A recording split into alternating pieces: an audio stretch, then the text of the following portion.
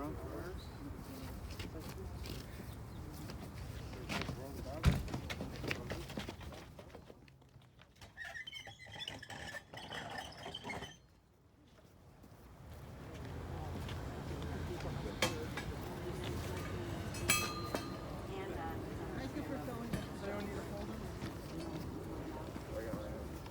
am I sitting?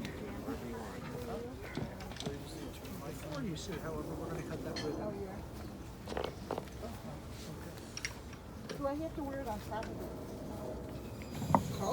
No, just where it is. And I wear it for long? Yeah, we'll just ask everyone to go underneath Just for Shiva. So today is Tuesday, so you wear it till Monday morning, but not on Shabbos. Okay? I remember that now. All right. They're going to announce for the Zoom, for the live stream, we're about to begin, and then I'll cut your ribbon. So you just have a seat there.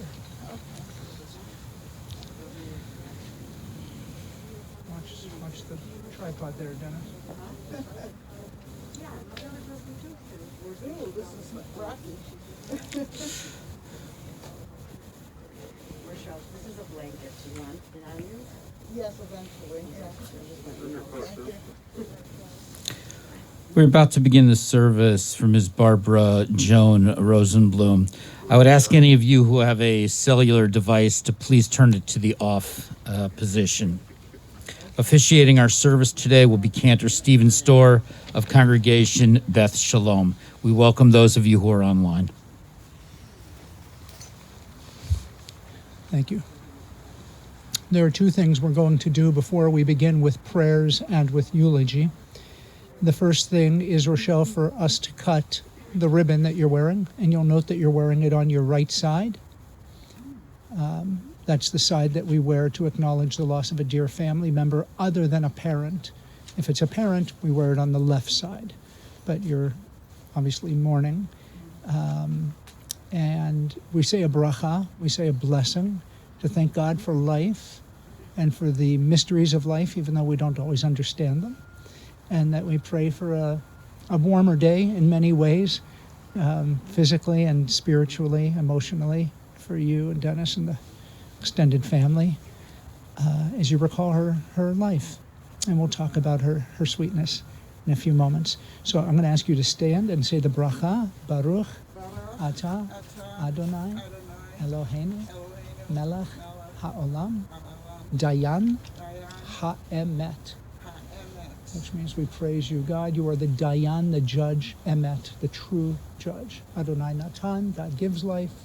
Adonai Lakach, God receives back our souls one day. Yehi Shem Adonai Mevarach, and yet we continue to hold on to our faith and to say blessings. Yeah, I'll put a little tear in that ribbon for you.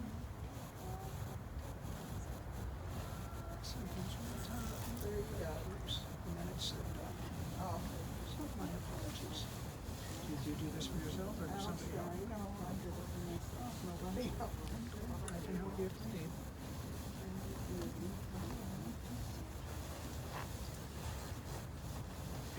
Okay, but you want it to catch around the back so that the pin doesn't pop out, which is what happened to us.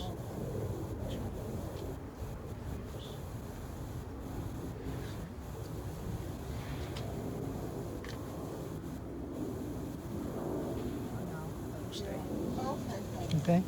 The second thing we're going to do is place some earth on top of the casket. This is earth from Har HaZeitim, the Mount of Olives, a very sacred burial place within the land of Israel. And we're not only going to connect Barbara's soul and spirit to our people, to our heritage, to something she was very proud of, her Jewish identity, but we also physically connect her to the land of Israel by placing some of this earth on top. I believe there's some inside as well.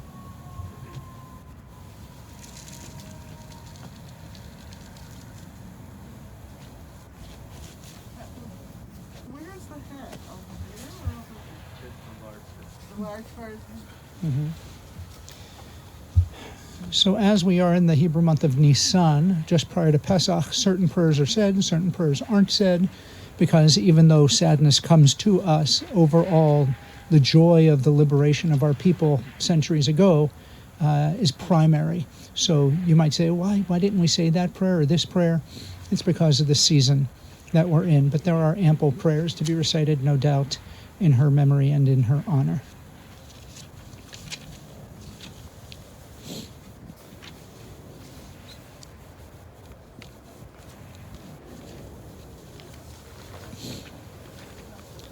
Sinai el harim yayin yavo Ezri mim Adonai ose shamayim va'aretz Al yited lamod raglecha al yanu shomrecha Hine lo yanu lo yishan shomer Yisrael Adonai shomrecha Adonai tzilcha al yad yaminecha Yom HaShemesh lo yakeka v'yerech b'layla Adonai yishmarcha mikora, yishmor et nafshecha. Adonai yishmor tzetecha v'oecha, me'ata v'yad olam. From the book of Psalms, in my times of trouble, I turn my eyes to the mountains, for there shall come my help. From Adonai, the maker of heaven and the earth. God is the guardian of his people, neither slumbers nor sleeps, and is at our right hand to protect us, so that the sun does not strike us down by day, nor the sun of the light of the moon by night. God guards us from harm, guards our lives, and guards our souls from the moment we come into this world until we leave this world. מכתם לדוד, שמרני כחסיתי בך, אמרת לאדוני, אדוני אתה טובתי בעלליך, לקדושים אשר בארץ המה, וידירי כל חפציבם. ירבו עצבותם אחר מהרו בלסיך נזקיהם מדם, ובלעשות שמותם על שפתי. אדוני מנת חלקי וחוסי, אתה תומך גורלי, חבלים נפנו לי בנימים. אף נחלת שופרה עלי, אברך את אדוני אשר יצאני. אף לילות יסוני חיליותי שיוויתי, אדוני לנגדי תמיד, כי מימיני בלימות. לכן שמח ליבי ויגע כבודי, אף בשרי ישכון לבטח, כי לא תעזוב נפשי לשאול, לא תיתן חסידך לראות שחד. תודייני אורך חיים סוף השמחות בפניך, נעמוד במנחה נצח. This was another chanting of the book of Psalms. Protect me, O God, for you can be my refuge. You are my guide, you are my benefactor, and there is no divine other being beyond you. Others may multiply idols and seek strange gods to worship, but I do not share. I will not utter the names through my lips, for Adonai is the only name I shall speak. You have been my presence throughout my entire life. You are close to me, and thus even in moments of sadness and sorrow I will not be shaken.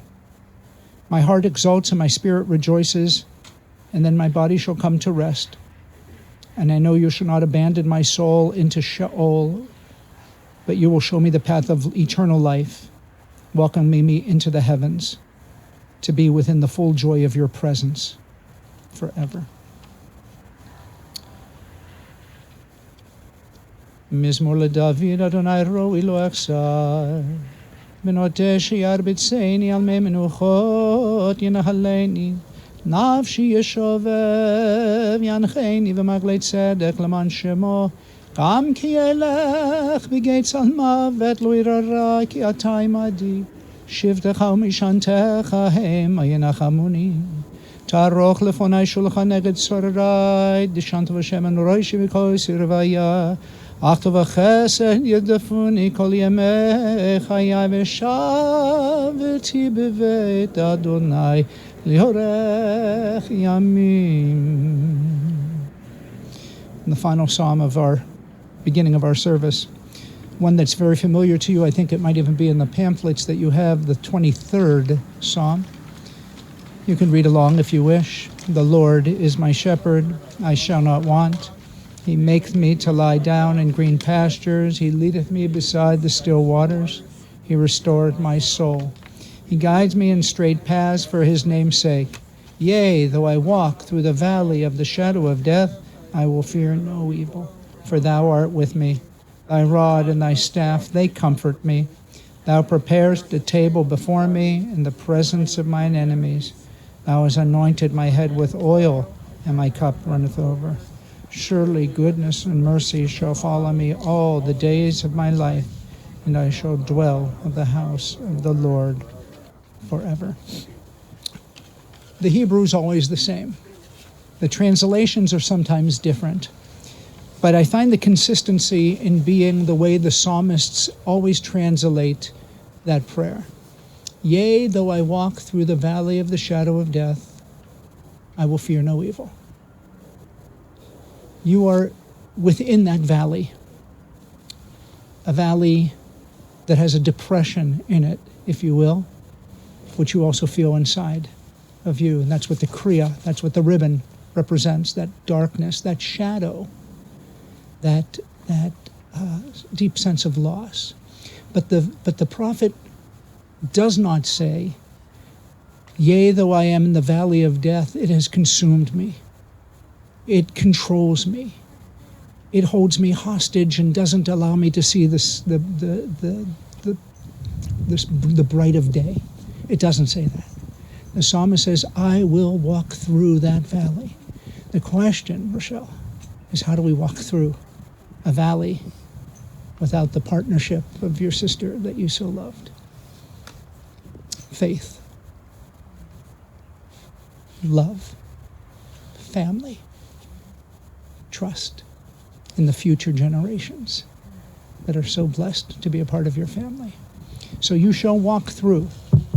You will not get over this, but you will get on with life, and you will celebrate the sweetness of life, even though you've suffered a glaring absence of Barbara's presence.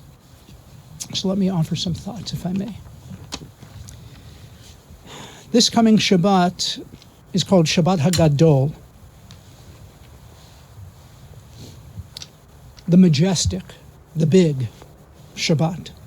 And it's labeled so for moments in history of the Exodus were aligned with this date. And the Haftarah speaks about our ultimate redemption, our ultimate freedom, which is that of not only coming out of Egypt, but the days of the Messiah to come. And as well, historically, it was a time when rabbis would instruct their communities about the myriad laws regarding Pesach that shows up in the following week. So it was a long and powerful, meaningful Shabbat. And all of this points out to the fact that Pesach is just around the corner. It's a season not only of the 4 questions that many of us ask, but about cleansing our homes of the chametz and cleansing our souls of inflated hubris and other issues that we would like to cleanse out at this season. But the significant question in your mind today, as we honor Barbara, is why? Not why do we eat matzah, why do we dip twice, but why is she gone? Why did she pass so unexpectedly? Why was her life different than all other lives? We as human beings, and limited in our breadth of life's mystical truths, can't know the hidden things of such proportions of why. Our tradition says, Hanis tarot ladonai, the mysteries of life lie only in God's hands. And so we struggle. There's a traditional adage that says, Hakol talui b'mazal afilu sefer Torah shebehechal. All of life is dependent on mazel, on good fortune. Even the lifetime of a Torah scroll that sits in the ark doesn't know what its future is going to be as the sofer is writing it. What will happen to it? Will it be in a yeshiva school? Will it be in an ark? Will it end up in a museum? Will it end up being desecrated by an anti-Semite somewhere? It doesn't know what's going to happen. Is it going to be paraded around the shul and kissed and used on holidays and celebrated? We just don't know. Some also interpret that meaning of everything is up to chance to even a mitzvah. A mitzvah has its own luck. Is it going to be observed? Are people going to ignore it? What are they going to do? And so the same holds true for people. When someone's born, we have no idea what fortune will befall them, do we? Will they be healthy? Will they accomplish their purpose in life? Will they have friendship in life and happiness? Hakol talui b'mazal. Everything's just kind of up to chance. Barbara's life was not one which, you admitted to me, was expected when she was first born. Your parents, William and Edith, were blessed with a first child, you, already 4 years old. And then Barbara was born, and they could have only expected the same wonderful simcha, right? The same kind of joy. But unfortunately, as we all know, Barbara's life would not be one of beach parties and high school proms, but a life mostly lived, if not with the family, then with residential facility. Certainly her parents raised her in their home as long as possible, and they would bring Barbara with them to Arizona to their home for some respite and beautiful weather and scenery. But ultimately her needs mandated additional care that was to be best found in other accommodations. Rochelle, you shared that she was always brought, though, even when she was living there, to your parents' home for Pesach, so that she could be sure to observe the laws of kashrut, which were very important to her. Judaism was central to her identity. With her home upbringing and her father's engagement as a Torah reader and a chazan of Lincolnwood Jewish congregation, and then Dennis told me he had smicha as well, Barbara was exposed to her Jewish heritage in so many ways. I don't eat ham, she would tell people unsolicited, even at first meeting, because her Yiddish neshama, her soul, was always so apparent, and it came out in her love. She loved Jewish tradition, she loved Jewish food, and she loved Jewish music, too. Truth be told, Barbara loved lots of foods, and her share of chocolate as well. And we at Beth Shalom, and the Hugs community in which she took part, will miss her presence this Sunday at what we hold as our chocolate Pesach Seder. She was a delightful presence at our events over the past number of years. The focus of her day, you assured me, was often food. And Jewish food, such as gefilte fish and matzo ball soup for Pesach, to her was a must. And when it came to Yom Kippur, she would fast, as was her dogma, to the best of her abilities. Weekly, she enjoyed the key lime cheesecake that the two of you would bring to her, and you did recently as well. But a night out at Olive Garden was a big hit, where you told me she enjoyed her meal lathered in Alfredo sauce. That's right. Holidays such as Hanukkah and Passover were times for Barbara, good times, when she could be amongst you, her family. Of course, family, Rochelle and Dennis, nieces and nephews, Stuart, Nanny, Joshua and Shoshana, David, Hillary and David, along with sweet, sweet children, Sarah, Hannah, Tamima, Miriam, Yitzchak, Zev, Eliana, Natalie, and Abigail. The wider circle of love she felt from cousins, first cousins, I believe Rabbi Zalman, Rabbi Yitzchak, Yaakov, and others meant so much to her. She enjoyed the wonderful photo book you made for her so she could constantly leaf through those pages, and it not only lifted her spirits to see pictures of family that she knew loved them, but you said it would help her mind as well, staying sharp, trying to recall names and faces. I'm so pleased, as I mentioned, that she found her place in the Hugs community, where she would find contentment and acceptance. And she found the same there at the recent nursing home, where you told me she really liked the people and felt very much cared for by the staff. And before COVID closing down some of her day programs, you told me she enjoyed Clearbrook, where she would do some of the programming there as well. I started by speaking about mazel, about good fortune or luck. Barbara's mazal may not have been overflowing, but she was blessed in how you, her family, watched over her and provided for her the best that you could. You admitted that it took you some time in life, Rochelle, to really understand your sister to the depths that you would come to understand her eventually. And now you said you reflect so clearly on her kindness, her genuine spirit, her innocence, and her purity. I'm glad you smiled when we talked and you spoke about her enjoyment of playing bingo and watching Jeopardy on television. And while she might not have had the breadth of knowledge other women of her age had amassed, she was proud of her capacity in math and would demonstrate that to you as she rattled off some of her equations and then say, "See, I am smart," she would brag to you. What a shock it was to you to get that early morning call on Monday telling you she had passed away when you and Dennis, her favorite brother-in-law, had just visited her recently, and all things seemed to be improving. These past few months, after her battling this recent illness, now things were getting back to normal, and her muzzle had run out. Barbara owned a Keter Shem Tov, a good reputation. People just liked her. She had a reputation of being a loving and kind woman. We talked about what if. What if life had been different for Barbara? What may have been her purpose in life if she fully could have lived it more?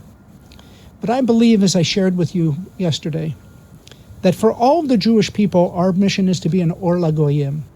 It's to be a light unto all of the other peoples. By that manner in which we comport ourselves in the world and the values we live by, welcoming the stranger into our midst, the holiness which directs our morals and actions, we can inspire others if we do it right. I think Barbara fulfilled her mission in some ways.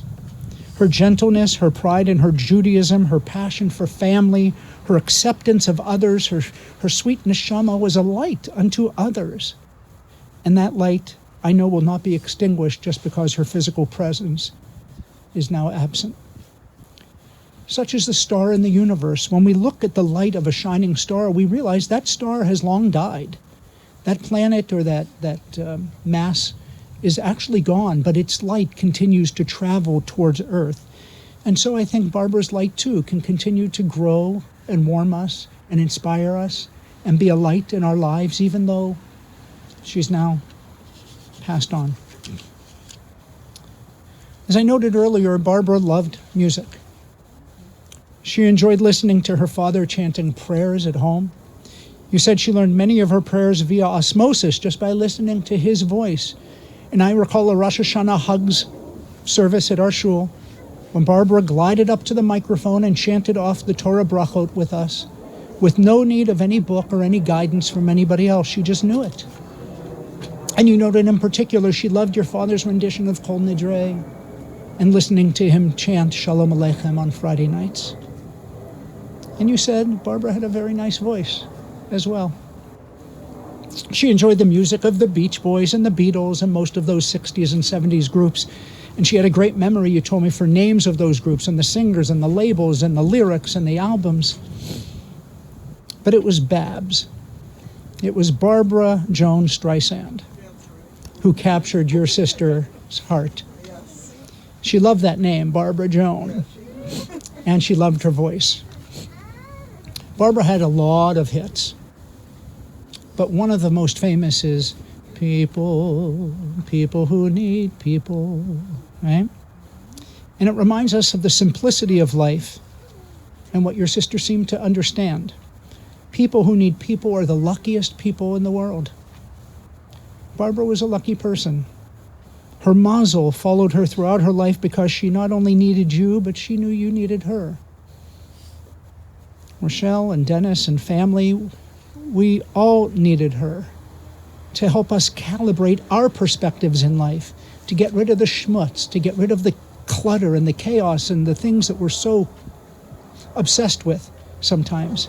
Barbara reminded us that it was the simplicity of just being nice, being a good person, following your faith, supporting your family, and being loved. So Barbara Streisand's song about lucky people really takes us back to the idea of mazal, of fortune. And the song ends like this: with one person, one very special person, a feeling deep in your soul says you were half, but now you're whole because you have people who care and love for you. Well, in our lives, in your lives especially, Barbara was that person, that one special person that made you feel whole because she affirmed your very being and your value to her in life. And that makes you the luckiest people in the world. Pray to Hinashmata Tzura B'Tzura Chayim, may her soul be bound up in the bonds of a sweet, heavenly, eternal rest. I'd like to offer a memorial prayer. If you're comfortable standing, that would be nice to do so. It's not the traditional El Malay that we usually recite, but a different prayer that offers her that same respect. And then we'll recite the words of Kaddish and lower the casket. Eloi slicho, chanun v'rachum, erech hapayim rav chesed, amasei b'cha pesha v'kravat yesha, ומנוחה נכונה תחת כנפי השכינה, במעלות קדושים וטהורים, כזוהר הרקיע מזהירים, את נשמת פשה גולדה, בת הרב זאב הכהן ויהודית, שלחה לעולמה. אנא בעל הרחמים, זכרה לה לטובה כל זכויותיה וצדקותיה בארצות החיים, ובטח לה שערי צדק ויורה, שעריכם מלבך ענינה, בסתר כנפיך סתירה לעולמים. צרור בצורה חיים את נשמתה, אדוני הוא נחלתה, ותנוח בשלום על משכבה, ונאמר Amen.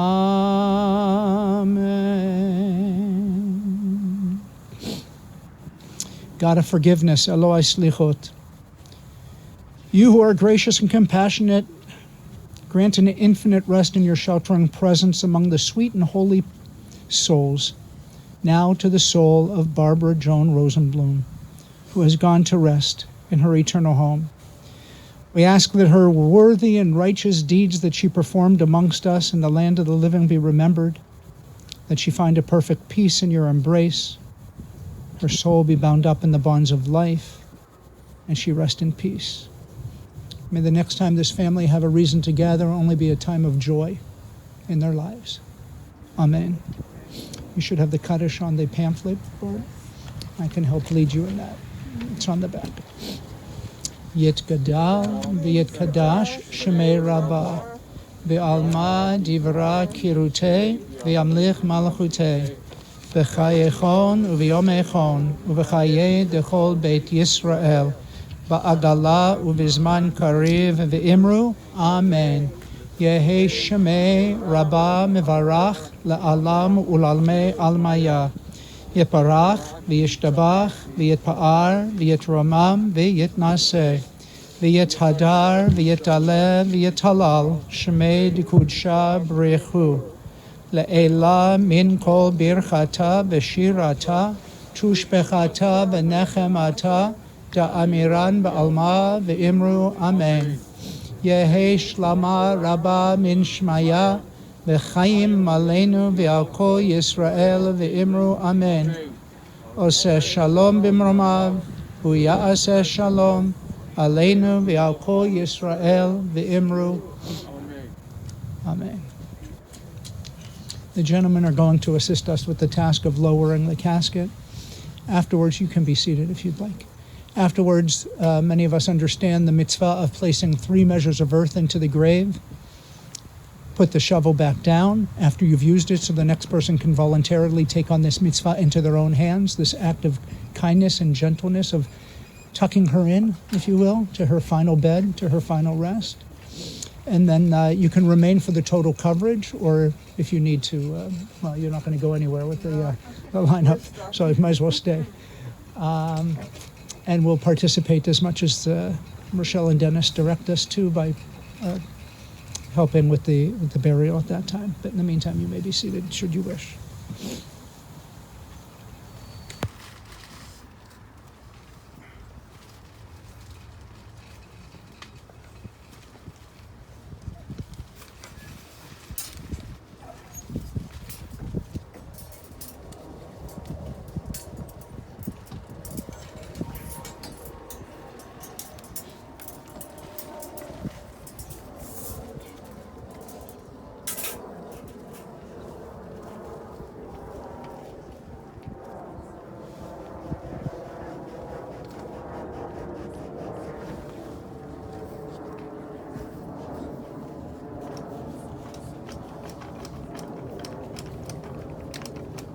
just a moment, we're going to conclude the live stream. Shiva will take place. This is located for those of you who have folders and those of you who are online on our website. Shiva will take place at the Marshak Resident, 409 Swallow Lane in Deerfield, Illinois. Tuesday following the interment, today following the interment, Wednesday and Thursday from 2 p.m. to 4 p.m. and 7 p.m. to 9 p.m. Please note that masks are required. Memorial contributions, the families requested Clearbrook, 1835 West Central Road in Arlington Heights. The website is also there. Condolences to the family.